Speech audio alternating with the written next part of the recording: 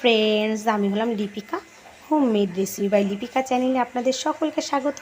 আজকে আমি নিয়ে চলে এসেছি পাটিসাপটা পিঠে রেসিপি নিয়ে। তার জন্য যা যা প্রয়োজন আছে আমি এখানে নিয়ে নিয়েছি। এখানে আমি আতপ চালের গুঁড়ো নিয়ে নিয়েছি, আর এখানে আমি এই বাটিটাতে নিয়ে নিয়েছি সিদ্ধ চালের গুঁড়ো, আর পাশেরটাতে রয়েছে চিনি, আমি ডাস্ট করে নিয়েছি। আর এখানে আমি নারকেলটাকে পুর করে নিয়েছি। আর এখানে আমি গরম জল করে নিয়েছি। আমি গরম জলের মধ্যে সামান্য একটু লবণ দিয়ে চালের গুঁড়োগুলোকে মিশিয়ে নেব। এখানে গরম জল নিয়ে নিয়েছি, আমি এর মধ্যে সামান্য একটু লবণ দিয়ে দিলাম। লবণটা এই কারণেই দিলাম, তাহলে যে গোলাটা আমি করব সেটা তাহলে খুব মিষ্টি লাগবে। আমি এর মধ্যে অল্প অল্প করে আতপ চালের গুঁড়ি দিয়ে দেব।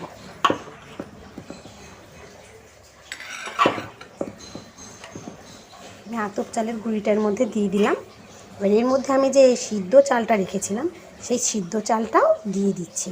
সিদ্ধ চালটা দিলে পিঠেটা খুব সুন্দর নরম হয়। এবার এটাকে আমি আস্তে আস্তে করে একটু গুলিয়ে নেব।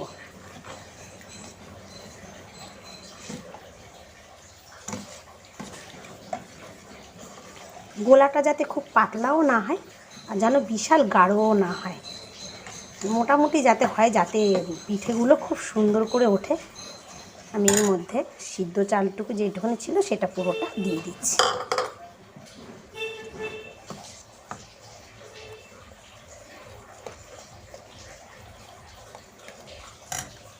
আমি চালটাকে ভালো করে মিশিয়ে নিয়েছি। এবার আমি এর মধ্যে যে চিনির ডাস্ট করে রেখেছিলাম, চিনির ডাস্ট করাটা আমি এর মধ্যে দিয়ে দেবো। আমি এই কারণে চিনিটা ডাস্ট করে রেখেছি, কেননা দানা চিনি দিলে সহজে গুলতে চায় না, একটু টাইম লেগে যায়। এই কারণে আমি ডাস্ট চিনি করে রেখেছি, দিলেই সঙ্গে সঙ্গে গুলে যাবে।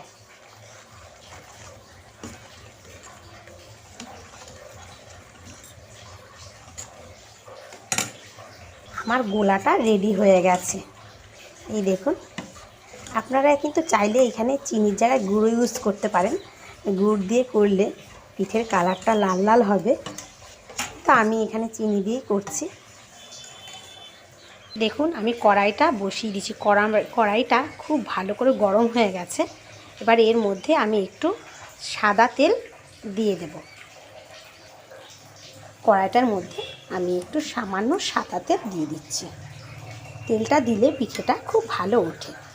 পাটিসাপটা পিঠেটা বানাতে গেলে কড়াইটাকে খুব ভালো করে আগে গরম করে নিতে হবে।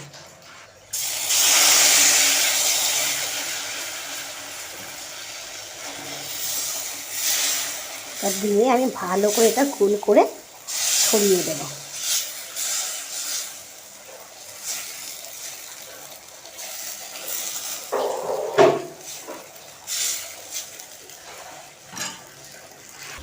আমার গোলাটা ভাজা হয়েই গেছে, আমি এবার এর মধ্যে পুরটা দিয়ে দিচ্ছি।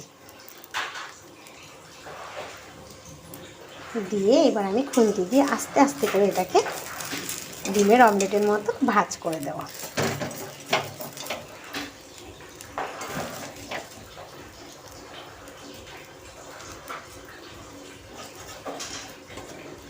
আস্তে আস্তে করে এটাকে তুলতে হবে, না হলে ভেঙে যাওয়ার সম্ভাবনা।